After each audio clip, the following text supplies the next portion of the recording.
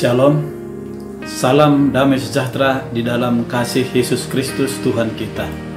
Oleh kemurahannya, hari ini kembali kita boleh bersama-sama membaca dan merenungkan firman Tuhan dengan tema Unity adalah kunci semangat melayani.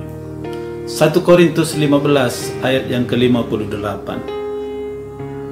Karena itu saudara-saudaraku yang kekasih, berdirilah teguh, jangan goyah, dan giatlah selalu dalam pekerjaan Tuhan, sebab kamu tahu bahwa dalam persekutuan dengan Tuhan, jerih payahmu tidak sia-sia. Ada 3 hal kata yang perlu kita garis bawahi. Yang pertama, berdirilah teguh, jangan goyah.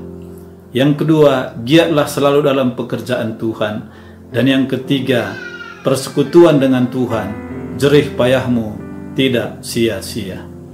Sebagai orang yang percaya kepada Tuhan, bahwa ada tugas yang harus kita lakukan, tugas kewajiban kita melaksanakan amanat agungnya yang tertulis di dalam Matius 28 ayat 19 sampai dengan 20. Karena itu pergilah, jadikanlah semua bangsa muridku, dan baptislah mereka dalam nama Bapa dan Anak dan Roh Kudus, dan ajarlah mereka melakukan segala sesuatu yang telah kuperintahkan kepadamu, dan ketahuilah, aku menyertai kamu senantiasa sampai kepada akhir zaman. Apa yang membuat kita bisa tetap kuat? Apa yang membuat kita giat melayani pekerjaan Tuhan? Dan apa yang membuat kita semangat untuk bersekutu dengan Tuhan adalah pengenalan kita terhadap yang kita layani. Pengenalan kita terhadap Tuhan. Ketika kita mengerti bahwa Tuhan yang kita sembah dan Tuhan yang kita muliakan memberikan tugas bagi kita, maka semangat kita akan terus berkobar-kobar. Kita tidak akan tawar hati sekalipun kita diperhadapkan kepada tantangan yang besar. Hari ini tulisan yang kita baca adalah tulisan Rasul Paulus kepada jemaat yang ada di Korintus yang berbunyi, giatlah selalu dalam pekerjaan Tuhan, sebab persekutuan dengan Tuhan, jerih payahmu tidak sia-sia. Pengenalan kepada Kristuslah yang membuat Rasul Paulus tetap semangat melayani Tuhan. Sebelumnya dia belum percaya kepada Yesus Kristus, malah dia adalah seorang penganiaya jemaat Tuhan. Dia diberi hak oleh imam-imam pada saat itu, memberi hak kuasa untuk membunuh. Yang dituduh pada saat itu, setiap orang yang percaya kepada Yesus Kristus adalah Tuhan, itu adalah orang-orang yang sesat.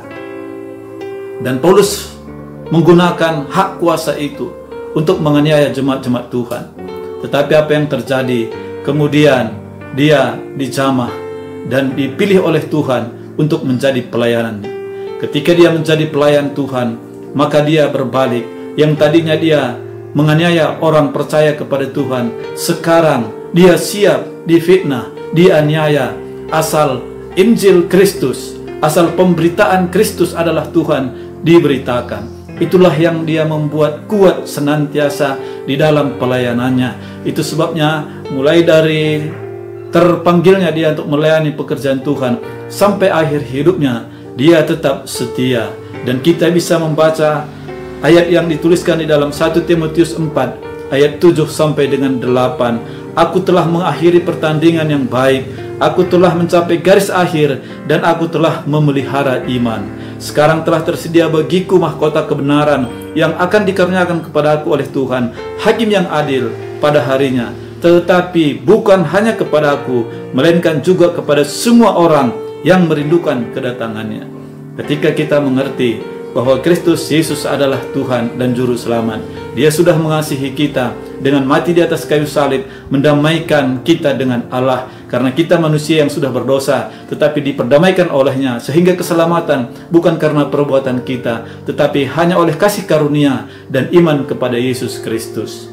Itu yang harus kita kerjakan, tetap semangat melayani. Tuhan Yesus menyertai, menguatkan, dan memberkati kita semua. Amin.